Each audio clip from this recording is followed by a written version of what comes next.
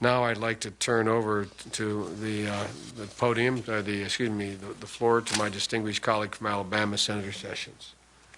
Thank you, Mr. Chairman, and I believe we are now on a path to do something right about this problem. I have for some time believed that the crack powder disparity cannot be justified. I offered legislation in year 2000 with Senator Hatch, and we've just not been able to get the ball rolling, so I'm glad you're having this hearing. It's fine. I mean, it's past due. We need to confront this problem. Senator Biden, I was a federal prosecutor when you passed the sentencing guidelines. You and Senator Thurmond and Kennedy and others supported that. I believed then and believe today that it was a tremendous step forward because federal judges literally could give people probation or 20 years in jail for the same offense, no matter how much cocaine or how little cocaine, and it created uniformity. But I believe, as members of the Senate, if we're going to declare what sentences should be within narrow ranges, we ought to listen to what's happening out there. Let's see what our experience teaches us.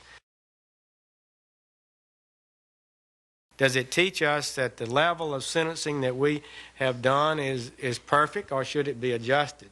So I would just say with this aspect of the federal sentencing guidelines, it's out of sync. It's not justified. I do not believe that we can justify the severity of sentences that we're receiving for crack cocaine. Now, I do remember, just like you said, Mr. Chairman, I was a prosecutor in the mid-'80s. Crack started arising, and people predicted it would spread, and it shocked me how fast it spread to rural Alabama. Not just the urban area like Mobile, where I was, but throughout the rural areas.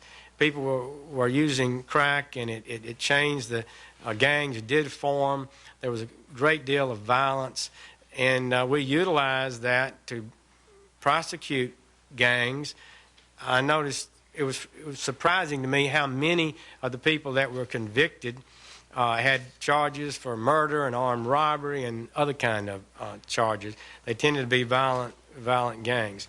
But I think we're at a point now where this 100-to-1 disparity that does fall heavier on African American communities simply because that's where crack is most often used, has got to be fixed. So I want to join you in this, and let's do it this year.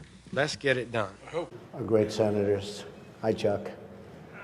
He used to love me when I was a Democrat, you know.